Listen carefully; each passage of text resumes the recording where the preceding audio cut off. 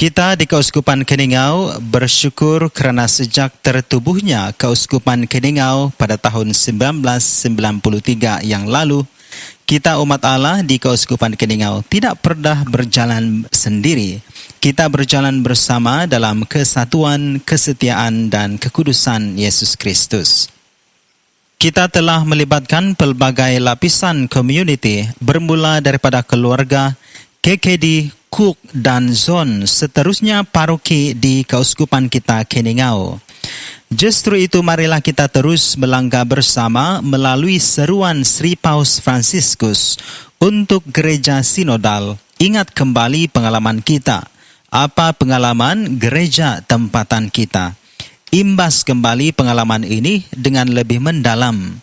Sukacita apa yang kita bawa sejak kita berjalan bersama? Apa cabaran dan rintangan yang dihadapi? Apakah penderitaan yang dialami? Apakah pandangan baru yang dihasilkan? Kumpulkan dapatan untuk dikongsi, di mana dalam pengalaman ini terdapat suara Roh Kudus bergema. Apakah yang diminta oleh Roh kepada kita? Melalui 3 tema, yaitu community, persekutuan, iaitu kesepaduan dan kepenuhan dalaman dalam rahmat, kebenaran dan kerjasama, dan misi, iaitu komitmen kerasulan kepada dunia masa kini. Partisipasi, semua yang dibaptis dipanggil untuk mengambil bahagian dalam kehidupan dan misi gereja. Misi, semua bersatu dalam membawa misi Yesus. Dasar asali gereja ialah bermisi, bukan duduk diam sahaja. Gereja Katolik seluruh dunia secara rasmi memulai persiapan untuk pertemuan sinod para uskup yang ke-16 yang akan berlangsung pada bulan Oktober 2023 di Vatikan. Tema yang dipilih Sri Paus Fransiskus untuk pertemuan itu adalah bagi gereja sinodal, community, partisipasi, dan misi. Dengan demikian, Sri Paus berusaha memberi dorongan baru kepada proses inklusif sinodal yang melibatkan seluruh umat Allah sejak awal mula gereja. Bagaimana asal-usul sinod? Sejak masa awal gereja, umat berkumpul untuk mengadakan refleksi bersama atau discernment, khususnya ketika gereja menghadapi atau pada perubahan besar dunia.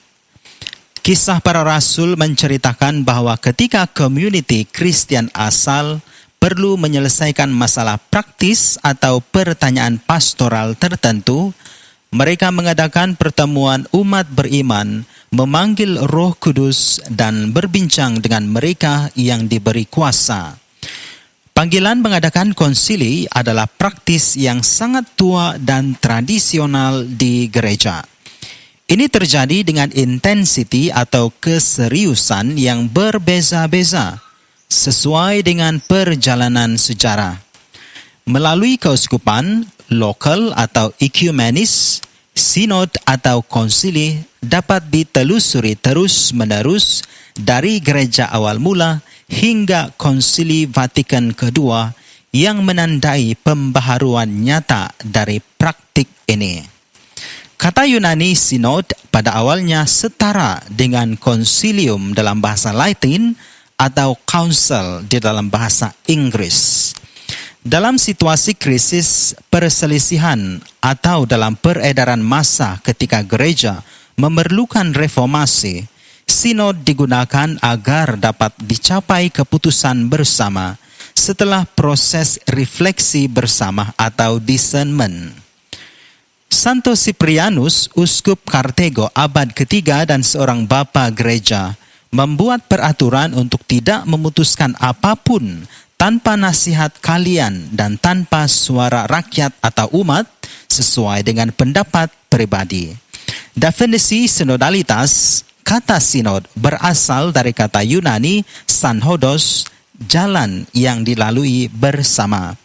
Melalui gagasan perjalanan bersama ini, sinodalitas disajikan sebagai proses mendengarkan dan memahami kehendak Tuhan bagi gereja saat ini yang melibatkan semua orang yang dibaptis.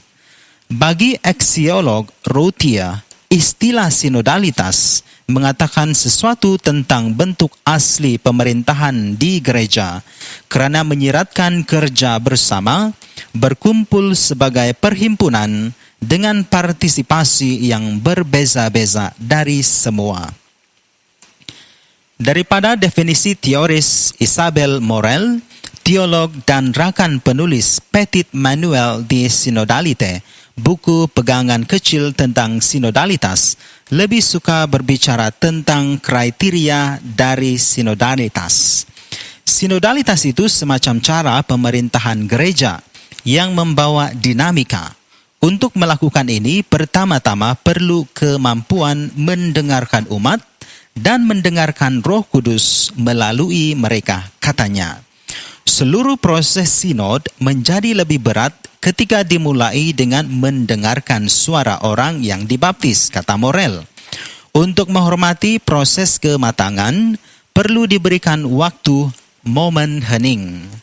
Perkumpulan harus dilakukan dalam nama Yesus Kristus dengan orang-orang yang dari berbagai situasi dan status kehidupan, katanya.